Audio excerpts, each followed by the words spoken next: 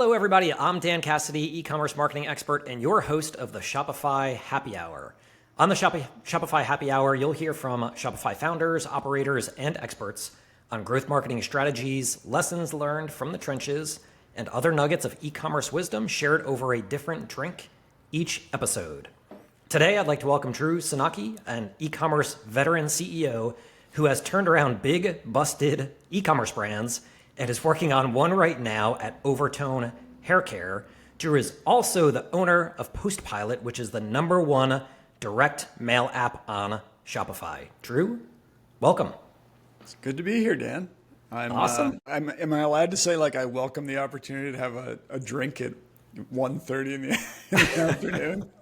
I love it. So we were going back and forth on scheduling this, and we were working with JB, who was running your calendar. And at first, he was sending some times around like 8 or 9 a.m. And I was like, hey, JB, it sounds like a good way to start the day, but usually I'm on coffee at that point. Right? Yeah, but based on what we're drinking today, maybe we go a little bit later in the day. So yeah, why don't we start with that? So what are you drinking? And then I'll share what I'm doing. I got a Bulleit Old Fashioned. It's my go-to. I've been drinking them for years. I love Bulleit, and I think you're drinking something similar. Very, very similar. So I like Bulleit, and I like Old Fashions as well. I typically prefer Manhattans just because they're like a little bit sweeter, and I'm more of a rye guy. But Bulleit Rye is my choice. So when you said Bulleit, I was all in on that. All over it. Yeah. So when you're doing Old Fashions, is that your drink of choice when you're going out or at home? When are you having them? I think I too was into Manhattans. I don't know. Something happens when you turn 50, and it's like you can't tolerate alcohol anymore. I used to go hard on martinis and Manhattans, and now I find that those just knock me out the next day. I'm a zombie. So. Not like an Old Fashioned is any lighter, but I don't know, it just feels lighter because there's ice in the cup. But I can tolerate that. I'll be functional tomorrow, which will be good. Awesome. It's an easy all-day drinker, just your Bulleit Old Fashions, Right, yeah. Knock about 7 back, you're fine next day. I go from coffee to an Old Fashioned around 11, and that's what I go through the rest of the day. Love it. Well, so speaking of alcohol tolerance, I'm with you where, and I think a lot of people, once you get to a certain stage in life, 30s, 40s, 50s, whenever, it's harder to tolerate alcohol. And I've been paying attention to lots of different brands in the space that are kind of alcohol hangover remedy cures. And in the past, it was basically like you just hydrate a lot and sleep it off, maybe take some pain meds. But there's been some advancements, and there is some cool stuff out there. I just came across this brand called More. It's More, and what you do is it's like a little shot you have, and you drink it while you're drinking alcohol or right before it. And my wife and I have used those a couple times before, a wedding or something like that, and they really help. They're really good. I think where the tech is going now is your body kicks off I'm going to butcher the name of it, but it's like acetaldehyde. I think that's the chemical your body kicks off that causes the hangover. And so there are some products now that will bind to that so that it actually prevents the hangover from happening. And when I've done it, it's been really nice. So yeah, we're not sponsored by them or by Bulleit or anything like that, just sharing some recommendations. So that's always good nice to know. I drink maybe like 3 times a year now, and like only during podcasts. So gotcha. Awesome. I'll have to order some more. Nice. Well, thanks so much for joining and for us both having a nice excuse to share a drink. So all that said, talking about Bulleit and whiskey and rye, let's dig into some fun marketing stuff. So you're a bit of an OG in the e-commerce space. Why don't you tell us a story about how you got into e-commerce? Yeah, I've lived through 2, maybe 3, we'll see what happens, recessions. As in my professional life, the first was 2000. So to set the stage, went to Stanford Business School, heart of Silicon Valley. We're graduating, and everybody, like, the internet's hot. Everybody's going to, at the time, eBay, iVillage, Pets.com, whatever. And, nobody's interviewing at McKinsey or Goldman anymore. And I was right there with them. I went to a startup, which fast forward 6 months, the dot-com bust happens, and everybody in my class is unemployed and we're all looking for jobs. I was really into modern design furniture. I was like, maybe I'll start a furniture company, but I need to know the customer better. Maybe I'll start a store first. I went to the library, got some books on coding. I built my first website. It was a dropship retailer of furniture in 2001. And I knew something was going on, like Google had just come on the scene and there was this whole practice of optimizing for long tail keyword phrases, and modern furniture was one of them. People don't just search for a lounge chair, they search for an Eames lounge chair, right? So I knew I could optimize a site for that. I built my own platform. At the time, there were no e-commerce platforms. There was like Dreamweaver, and started drop shipping furniture. Little did I know, I was onto something. It just kind of took off. Google then launches AdWords, and that was the first channel to sort of arbitrage and grow the business. We could buy clicks for 5 cents. And that one took off, was in San Francisco, sold it maybe 10 years in to a small private investment group. And that's when I discovered private equity, buying and selling of private companies. I also got married and started having kids then. So I wanted something a little bit less risky. And I became what's called a private equity operating partner with a couple different funds. So the funds would go out and leverage my expertise to buy a company. And then I often would get involved if the deal went through in growing the company after the acquisition. So in that capacity, I ran a streetwear retailer up in Boston that was bankrupt, another brand, and then more recently, an automotive brand we bought out of AutoZone. It too was sort of bleeding cash, helped turn that around and sold it. And that brings you up to date. I mean, it's like 20 years of e-commerce. I love it. 20 years in about 60 seconds or so. So thanks for that background. Those are the lowlights. Yeah. Well, let's go back to those days and see how we can apply it for today's modern e-commerce world. So back then, when you were growing e-commerce businesses or taking them over and increasing profit, right? What was your playbook? What did you do to improve each of those businesses? Yeah, I mean, I think there's a lot of things you look for before you buy the property. And the first, I like to look at like the customer list and engagement. A lot of these brands, even though they were bleeding cash, had massive customer lists. You know, Karmaloop, which was the streetwear brand, had 4 or 5 million people on the list, and Auto Anything, which is the automotive brand, had about the same size. So it's got like this asset there. And then you dig deeper and you realize they're not really tapping that asset well enough. And for me, I looked through the lens of like email marketing, and it's like, hey, they're emailing everybody on the list the same offer every day. They're not doing life cycle work. Like if we just started sending more targeted offers and not discounting as much, maybe we can get 10, 20% additional revenue. And then I'd go on to the next thing I knew a lot about, which was the platform. All these brands were optimizing, running off of legacy platforms like server racks in the office. And so, this is timed with the emergence of Shopify and off-the-shelf platforms like Klaviyo. And you could very quickly calculate the savings if you moved from legacy to off the shelf. I mean, in the case of Auto Anything, I think we cut like $8 million out of the business and legacy IT spend with a move to off the shelf platforms. So it's another quick win on cost cutting.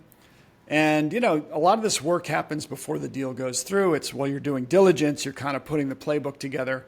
Legal diligence is going on and financial diligence is going on. And my job was to think through the first 30, 60, 90 days after a acquisition happens, like what's my playbook?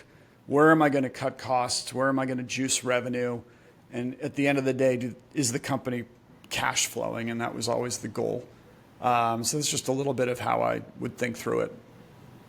Love it. Love it. So when you were in those businesses, turning them around, reducing cost, working to increase revenue, minimizing or consolidating tech stack, What were the metrics that you were using to track both internally and guiding your teams to work toward, along with the metrics that you were then sharing with your fellow investors as to whether or not the plan that was being enacted, whether that was succeeding? Yeah, there's a number of things. Probably the end all be all is cash flow and just kind of tracking that. But I think gross margin is always something that we kept a close eye on, something we called contribution margin, which essentially is like a proxy for customer lifetime value, like the profits that a customer generates for you over the first, call it 2 years. I mean, you could choose an arbitrary endpoint, but that 24-month contribution margin was one I really kept a close eye on, especially on a cohort basis, because I wanted to show that, obviously that was negative when we'd buy the business, but eventually you want that to be positive. So that's something we kept a really close eye on. We did a lot of scoring of our customer data. I don't know if you've heard of RFM, recency, frequency, and monetary spend. Okay, it's kind of like the old direct mail way of scoring your customers. 3 metrics. Recency is how recently a customer has purchased. Frequency is how often they've purchased, and both R and F create M, which is the total spend per customer.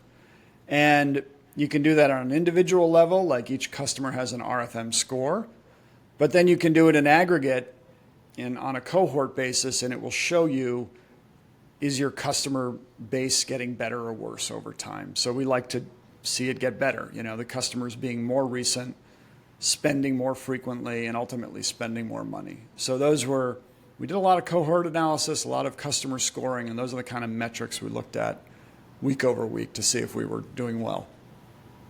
Fantastic. How would that tie to, let's say if you had, I imagine you had account managers and optimization experts who were tracking and, creating and running ads to drive growth in addition to people building emails, tracking retention, all that. What were the targets and, less about the exact numerical targets, but what were the driving directions for them? Every month, what is the metric that we're driving towards? Because I completely get contribution margin. That's a very important metric for every e-commerce brand. But how would you tie that down to your account manager who's working on the team and saying, hey, let's optimize our campaigns towards this goal, knowing that that's going to lead to higher contribution margin? But what were some of those metrics, kind of the more short-term metrics that you could look at and guide your team towards optimizing?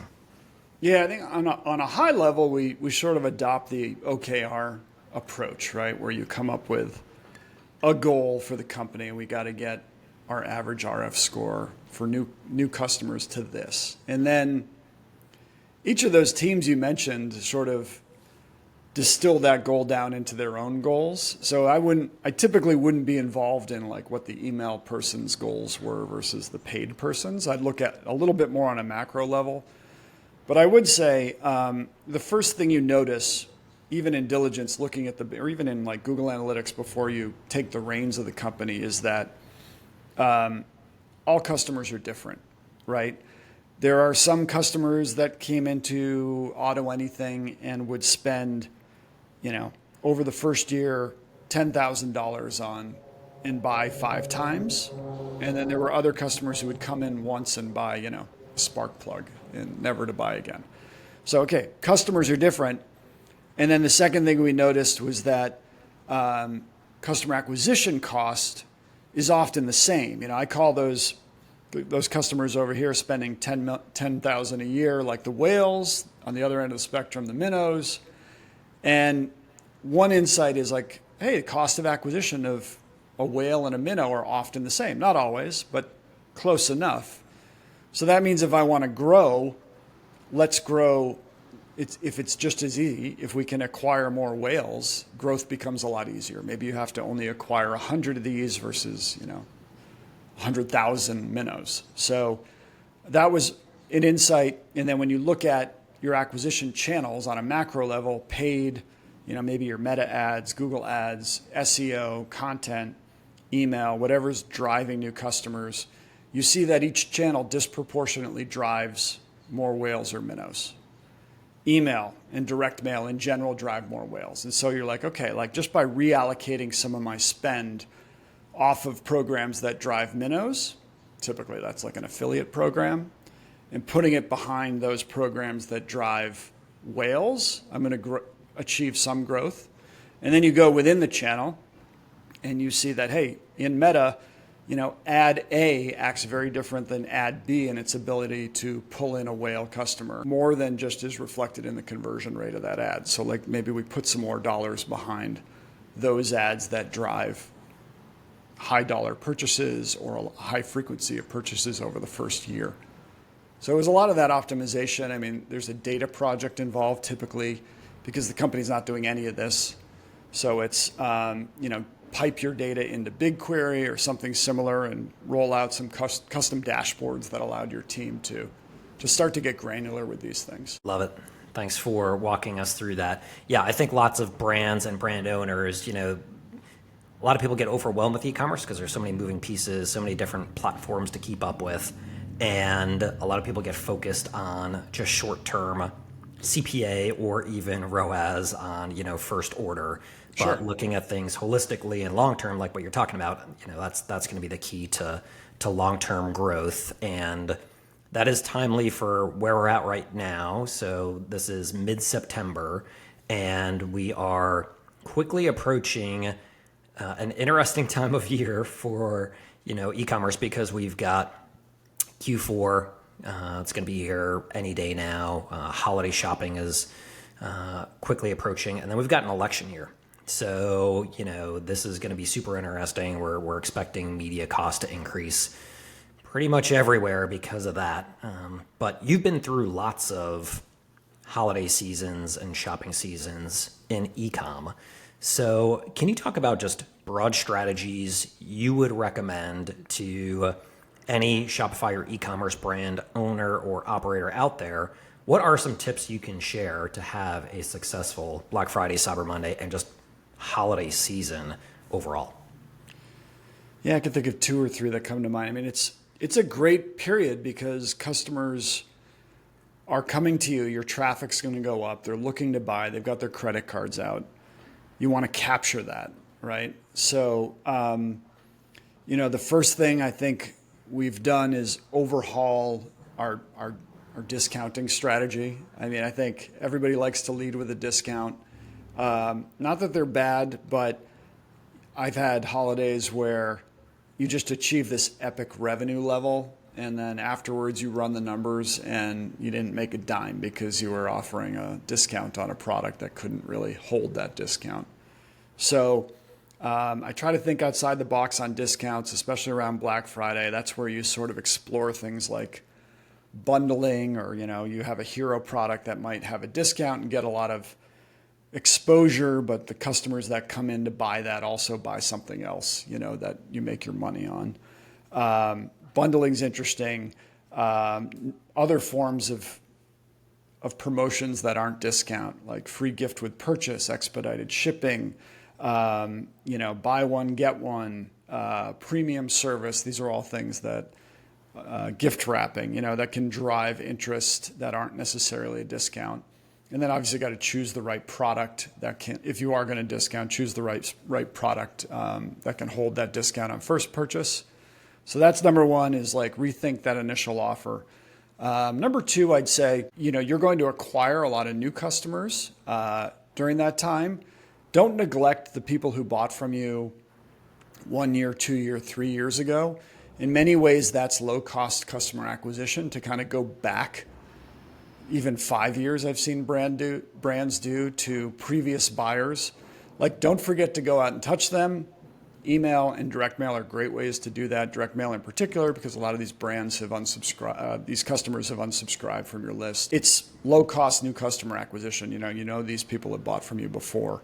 A lot of brands still get profitable, even going back 5 years in recency. Another thing, you mentioned the elections, is that week, from Black Friday on for a week, just gets so competitive on price. And the dynamic ad markets, you really see your CACs kind of explode. You've got not, at Auto Anything, we had AutoZone and Walmart and Amazon all enter the paid market during that week. And our costs would blow up, the first year. So the second year, we really tried to do our new customer acquisition now, like September, October.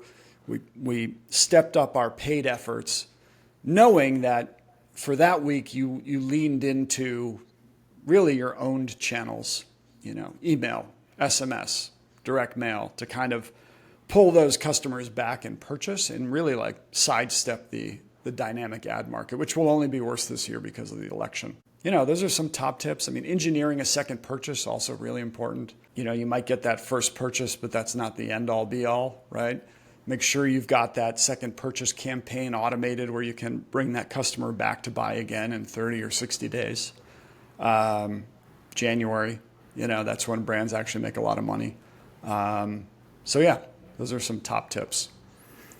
Awesome tips. Thanks for sharing. Yeah, I think driving traffic is often kind of the sexy part of marketing. Everybody pays attention to the latest Facebook or TikTok ad and ad creative. And yes, all that stuff is important. But I think sometimes brands neglect, especially newer brands, they neglect the foundation. And that foundation can include things like, what are your offers so that you can, have as high of an average order value as possible? How can you get people to add more products to their cart? How can you bundle in a way that you're going to be profitable on that first order ideally, and then every purchase after that is just going to be gravy on top? And, I love when everybody else is zigging, I like to zag. And so when everybody's doing discounts, staying true to your price point, but doing something like you mentioned where it's a free gift with certain purchases or purchases over a specific threshold is great, because who doesn't love a free gift? And as long as that product has a high enough perceived value, then, for me, I love it, because holiday shopping can be a bit overwhelming when you have a lot of people to purchase gifts for. So if you get sort of this bonus gift, then it's like, all right, well, I can give that to somebody else, or I get this extra thing that I can give to the person I was going to include with that first purchase. So yeah, those are awesome tips. So I know you mentioned direct mail a couple times, and that is something I'm very excited to talk with you about, because speaking of zigging when other people are zagging, everybody is focused on email and SMS and digital marketing in e-commerce, because it's the digital world that we live in. But I love that you and the team at PostPilot are bringing more traditional marketing to e-commerce with the brand. So why don't you tell us a story about PostPilot? I'm definitely going to have some questions to kind of dig into what you're doing and seeing with it. I know you just had a big announcement last week that I want to talk through. But why don't you tell us a story about PostPilot, how you acquired it, why you did, and what you're up to now with it? Sure. So I acquired PostPilot. It's a direct mail platform for e-commerce. It had to be 2018. I had a thesis just around marketing, and I knew that the brands that succeeded often succeeded by arbitraging a new channel. So I'd lived through several new channels, right? Like first it was Google SEO was new. The brands that figured that out got low-cost customer acquisition. Then it was AdWords, brands that figured that out early, hit it early, the eHows and things like that, low-cost customer acquisition. Fast forward to the emergence of Meta, the brands that initially embraced the new channel, got low-cost customer acquisition for a period of time, and then the channel becomes arbitraged and goes away. I'm always thinking about like, what are the new channels to arbitrage? And right there, like hitting me in the face is direct mail. I learned how to do marketing from catalog books in 2000 because that's all there were. Sears catalog has been around for 100 years or something. So I'm like, this is one channel that hasn't been reinvented. I know it still works because I've used it. I used it at my furniture company, at Karmaloop. I always used it on the retention side because I'd go into these brands, I'd say, hey, they've 5 million people on the list and only 500,000 are opening the emails, right? So the vast majority of my list, the vast majority of my previous buyers are not opening my emails, which I know it's a very rich audience. I'm just going to take whatever's working in email. I'm going to flip it into a postcard and it's going to work. And it did. It's always a pain in the ass to set up those campaigns. I'd have to find a printer. I'd have to, arbitrage. I'd have to send out the campaign, like wait months. I'm like, why hasn't somebody built Klaviyo for direct mail? So in 2018, I just set out to acquire it. I knew enough about private equity to know that you want to buy versus build, just kind of accelerates your launch.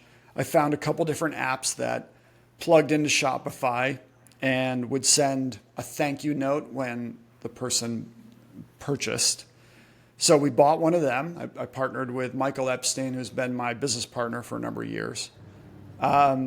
We got it off the developer. He joined us for a year. We spent about a year on the product, relaunched it as more of the Klaviyo for postcards, with a strong retention use case, automation use case. And, the story initially was like it did nothing because nobody was using it in 2019 or 2020.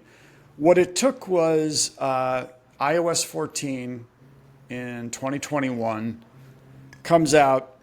And Apple basically shocked the world. I think D2C marketers were lazy at that point because all you did was throw money at Facebook and you got your ROI. And they wake up one day when Apple's relaunched iOS 14. You know what that does, Dan? Yeah. Okay. It shook the whole marketing, the whole all of a sudden, world. users can opt out of of being followed by Facebook. Like the ads don't work anymore. And it didn't stop with that. Gmail's been harder to get into, and there's just this demise of third-party cookies. And I think your average CMO now thinks I need a resilient marketing program. I can't be reliant on one channel. And PostPilot's revenue just spiked. I was running Auto Anything at the time. PostPilot was a side project, and it took off. And so we kind of went all in on that. It started with that core retention use case, flip whatever's working in email into direct mail in an automated, scalable way. And then we added on retargeting. And what that is you put a pixel on your site, correlate some of your cold traffic to a physical address and can drop a piece of print collateral, a card or a catalog.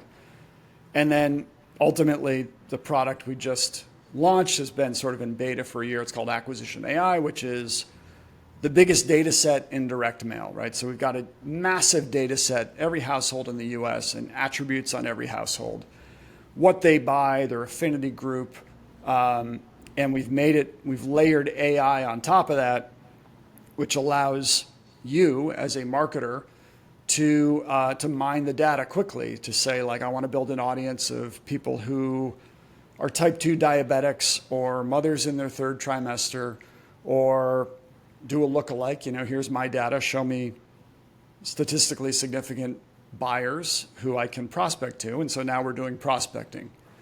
So we got the full funnel working. PostPilot's just, it's been ripping. We've got, we're over 100 people and the business continues to grow. And, I'm now happily running a software company instead of an e-commerce brand. Nice.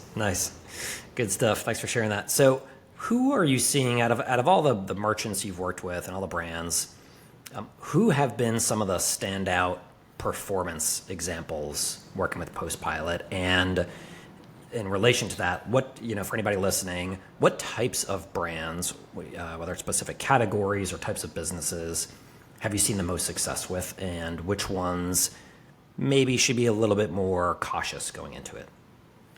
Yeah, we've got case studies all over the site. So some of the bigger brands using us are like Hexclad and Dr. Squatch, and sort of the darlings of D2C. Hexclad's done a lot, I think, on retargeting, and Squatch on reactivating past buyers. Other brands on prospecting.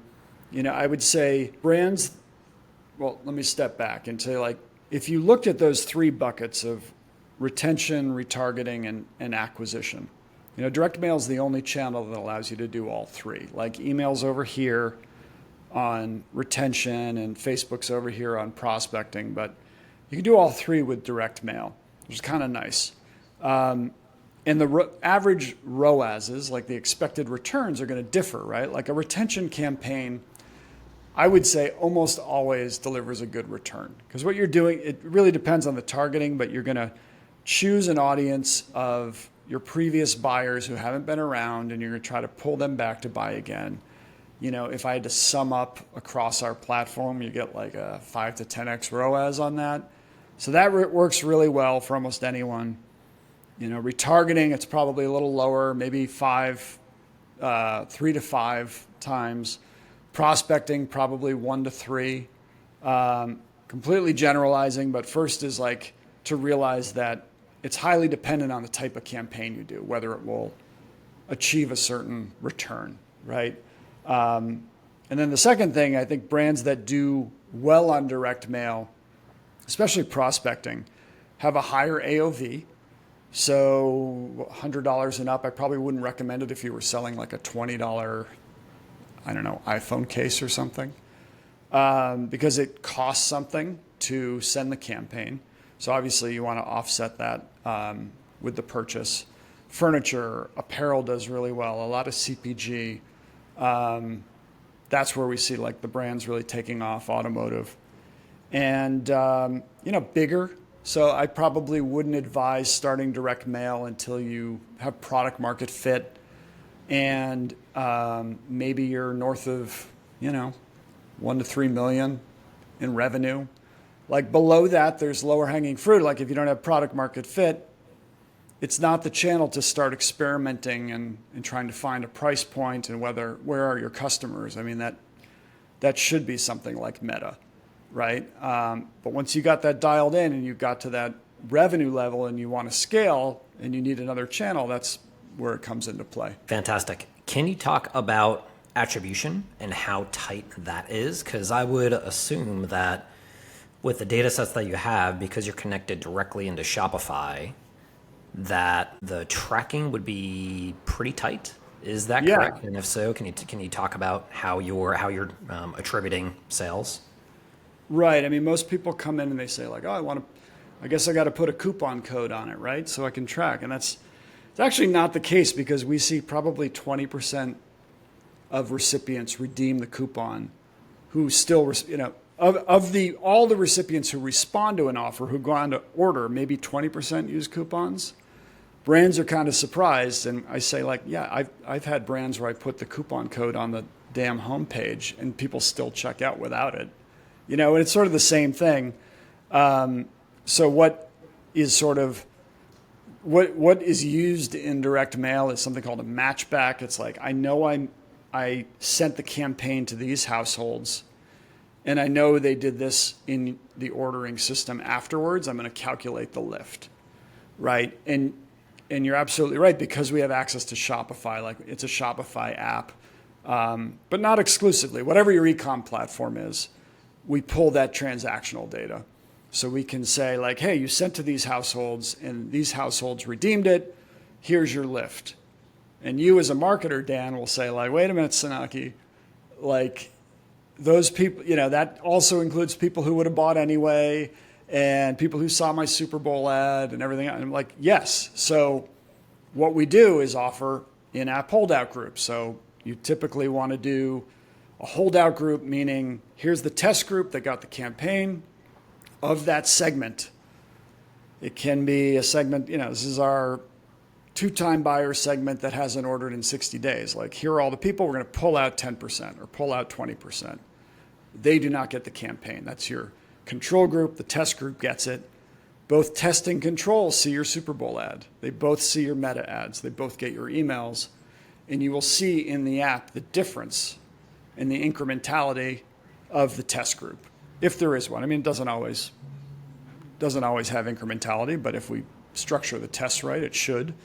And that's, at the end of the day, that's the gold standard. I kind of wish every marketing app should, from email to SMS, should have that built in, right? Control group testing, because that tells you without a doubt, like, this test was incremental or it wasn't.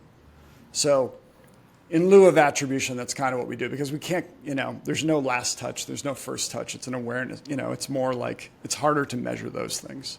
So instead, just look at incrementality off the holdout group.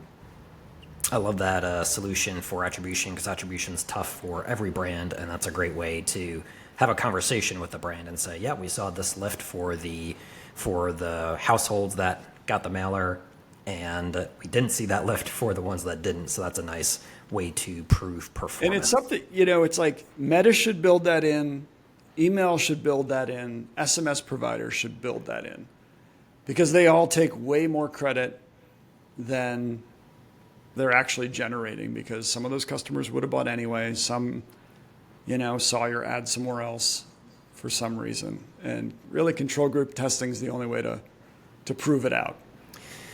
Yeah, that's a great takeaway, along with, if only 20% of consumers are using the promo code. To me, that's a great opportunity to be much more aggressive with your promotion, knowing that it's not going to eat into your overall profit as much as you think it would, if only a small percentage of people are actually going to take you up on that promotion. Sure. So that's a pretty interesting stat.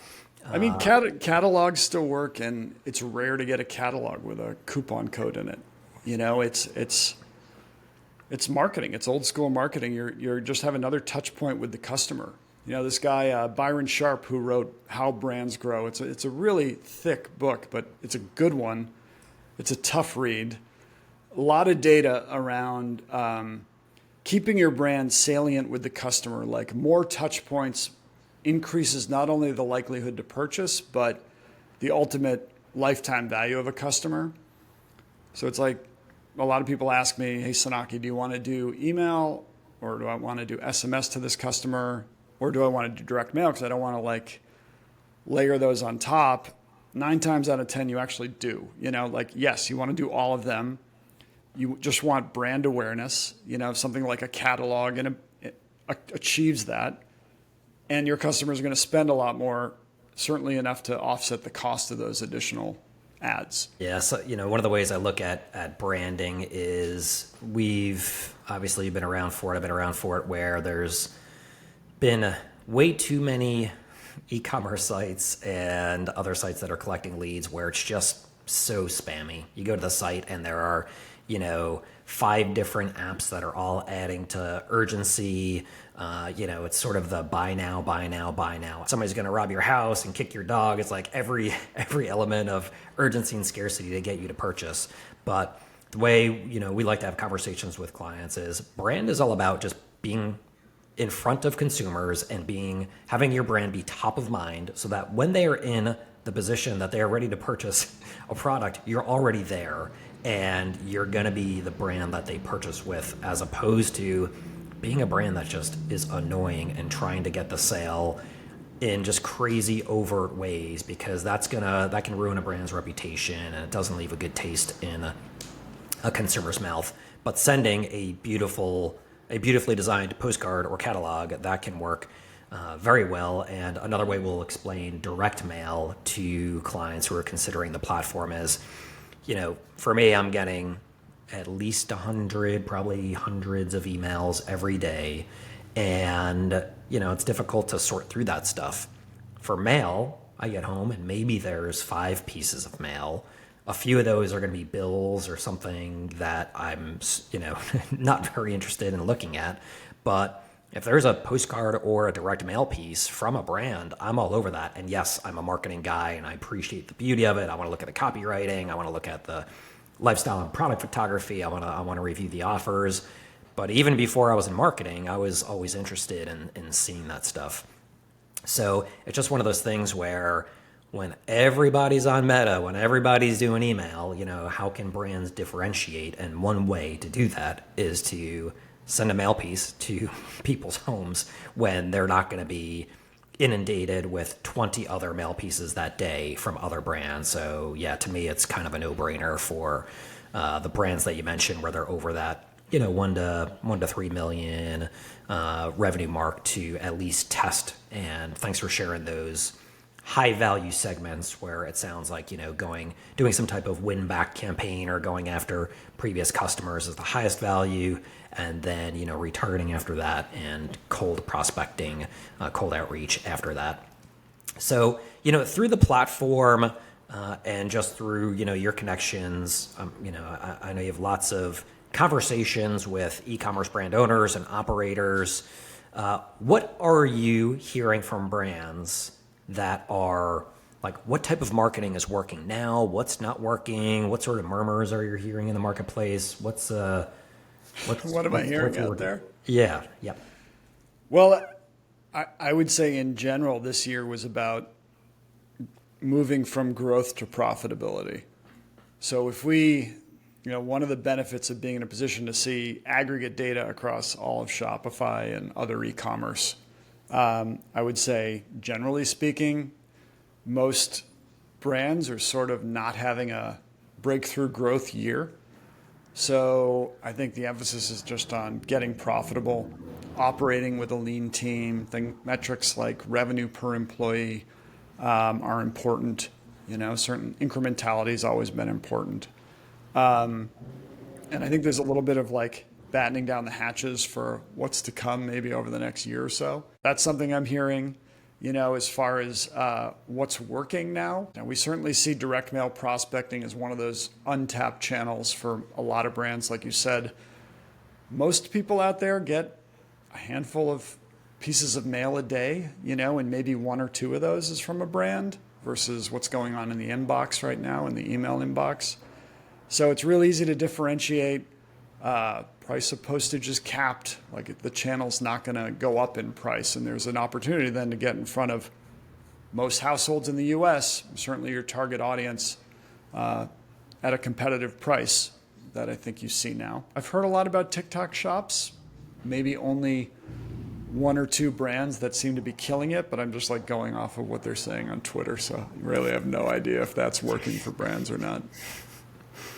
If it's on Twitter, it's got to be true. What do you think's right? working today? Yeah, that's a good question. So TikTok Shops so we're testing it for some clients and we're pretty early with it. So it's too early for me to give results with those.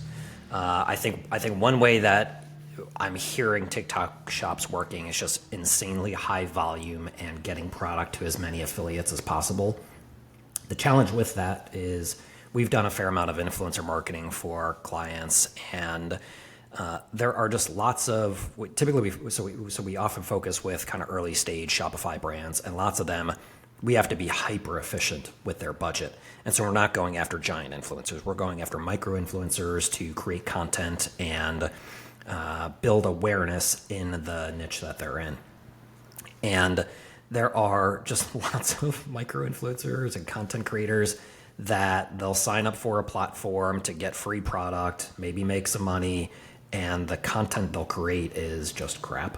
So we spend a lot of time on campaign briefs and researching creators to make sure that they're engaging with their community. They really are serving the niche that our client is in, that the content they're going to create has the best chance of resonating, that they will pay attention to any sort of guidance we give them or requirements we have within that campaign brief. We typically like creators to have the creativity, because if they have gotten to a point where they've grown some type of audience, they're probably pretty good at creating content, but we want to give them guidelines and guidance as to how to create that stuff. But with TikTok Shop, it's, I think there's just a ton of people who are just going after quantity. And from what we've seen with it, for the campaign briefs we've sent out, we've seen so many people respond that they're just kind of burner accounts where it's just, they'll shoot a quick boomerang for 50 different products, and that's every post they have is just, they're barely using the product. And so I believe that it's not just about quantity, it's about quantity that's done well. And you've got to go through and vet all of those creators. So anyway, that's kind of my early point of view on TikTok Shop. I think it can be a great growth platform if done right, but we're kind of early with proving that. That said, I'm more bullish on the YouTube Shopify integration. I think that's going to be pretty amazing as that gets opened up to more brands. I think just the audience on YouTube is probably going to be a better fit for a lot of brands than TikTok. So I'm more bullish on that. Outside of that, things that we're seeing, increased cost of digital media. across most platforms for sure. Attribution and tracking continues to be an issue. What we're doing with lots of our brands is similar to what you're talking about, is just because we've seen an increase in cost, yet we are still trying to have growth because our brands are early stage and we're looking to have, that kind of hockey stick growth curve. Is we need to do that in a way where we are working on the foundation of their marketing, which means increasing AOV, going after repeat purchases, having all the automations dialed in so that we are taking advantage of every touch point we have with consumers. But yeah, this year has been a tough one for lots of people in e-commerce just because of media costs rising. I also think that there has been, there's never been an easier time to start a dropship business. There's never been an easier time to start a private label business. And so I think there's just a lot more competition out there in every aspect of marketing, whether it's an e-commerce brand or an agency or a freelancer. There's just a lot more people in the space. And so I think it's gotten more competitive. We've seen economic tailwinds or headwinds this year. So that hasn't helped. So I'm guessing we'll see a little bit of a shakeout over the next year or so, where I think healthier brands will survive. The brands that were just not really offering much value and just trying to make a quick buck overnight, I don't think they're going to be around that much longer, which would be a good thing. I think the industry is getting cleaned up a little bit as the FTC is cracking down more on reviews. So there's a lot of stuff we're seeing, but that's some of it. Which is, another reason why, I love your point on direct mail, where pricing stays the same, especially during an election cycle or Q4. The cost from the United States Postal Service, that remains consistent regardless of how much mail is being sent out that day. Yeah, I think, I like to, rather than get hung up on the tactics, I do like to always think about principles. And, what we all want is low cost customer acquisition, like access to more customers cheaply. And it might be TikTok shops, it might be direct mail. I think what's kind of hot in direct mail now is we've got a new offering called the shared mailer, right? And that's interesting because essentially like 5 to 8 brands share one mailer. It looks very, I wish I had one here. It looks very sort of curatorial, with some editorial on it, and it's like a beautiful layout, and they're around one recipient or interest group, so CrossFitters or golfers or new moms. And the benefit of that is that you're splitting the cost of postage, 8 ways. So what you're essentially getting is very low cost customer acquisition, right? And then you can do a lookalike off all the brands and exclude their existing customers and get like really hyper targeted with it too. So if you haven't done direct mail, I'd probably recommend starting with that shared product. It's because it's low cost new customer acquisition, which is what everybody wants. That's great. So if brands are interested in that, would they just contact PostPilot, or do they have to bring partnerships to? No, we put that all together. Okay, so awesome. We've got a release schedule going forward. I mean, I think off the top of my head, we've got a lot of gift guides coming out for the holidays, but new moms, modern male, like I don't know, golfers, there's a lot coming up. And so, it's all on the site. You can, I think it's postpilot.com/shared mailer. And there's more info on it there. Awesome. Well, I know we have just a few minutes left, so we're going to ask one more question, then we're going to move on to the speed round. So last question before the speed round is, if you were starting over in e-commerce and wanted to build, not purchase, but actually build a Shopify business from zero to your first 7 figures in revenue, so you wanted to go from 0 to $1 million in a year on a shoestring budget, how would you do it? Yeah, I saw that question, man. Shoestring is all relative. I would probably play around with Facebook ads still. But if it was like really shoestring, I mean, low cost customer acquisition is like, I am probably going into Reddit boards and farmers markets and trying to find where a very concentrated group of customers all hangs out. And if they all hang out in one place, to me as a marketer, that means I should be able to market cheaply to them, be it on a blog or on a message board or physically like at a farmer's market, right? So I think I just would try to think about where my customers are all hanging out together and start to try to penetrate that. So for everybody listening, you heard that Drew just said, find a Reddit board about farmers markets. And then I think that's going to be the lowest. A Reddit board or a farmer's market.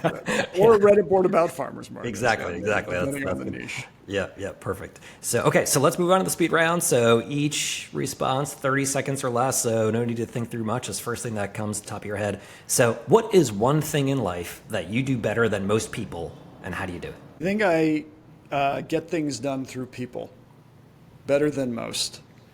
And how do I do it? I don't know. Leadership's like part art, part science. I think you hold people accountable, kind of get out of the way and help them do their jobs. A lot of experience helps. Awesome. While we're on that topic, what's one hiring tip? You didn't tell me that one was coming.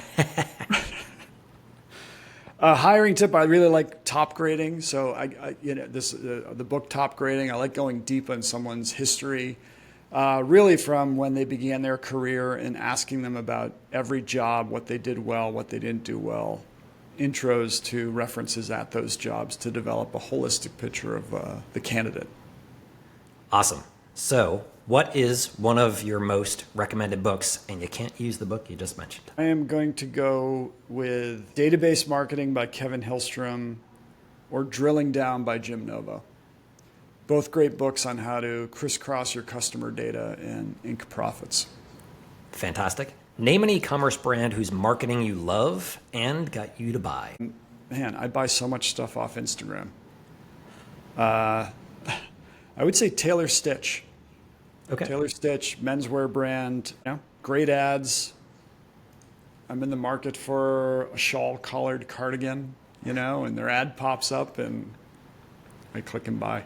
Nice. That's funny. I was going through some of my notes for something this morning, and they came up as an item of a product that I'm looking to purchase. So, yeah, they do e-commerce really well. Yep, I mean, it's a smooth site. PostPilot customer. Their ads are great. Their return process is great. It's just all in. They're good. Awesome. What's one thing you'd love to see Shopify improve? I would say their analytics suite. I mean, now with Google Analytics, it's just like, I don't know anybody that uses it anymore. I think Shopify has the opportunity to beef up that part of the business. Fantastic. More than just the transactional data, but a lot of attribution and stuff in there. Gotcha. Yeah, every time I go into a client's analytics account, it's always, that dashboard is just always leaving me wanting for more.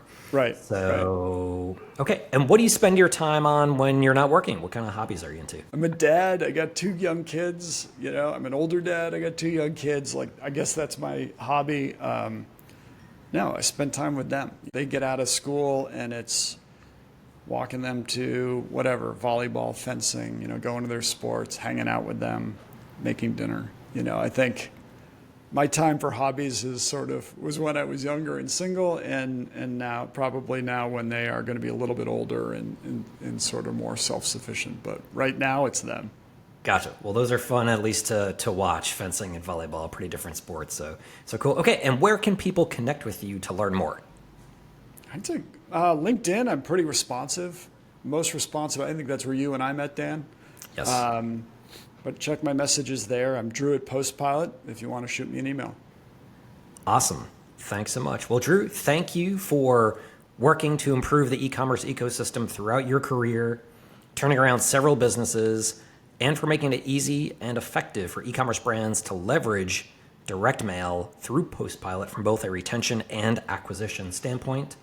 And most importantly, for joining us on the Shopify Happy Hour. Cheers. Thanks, Dan. This is great.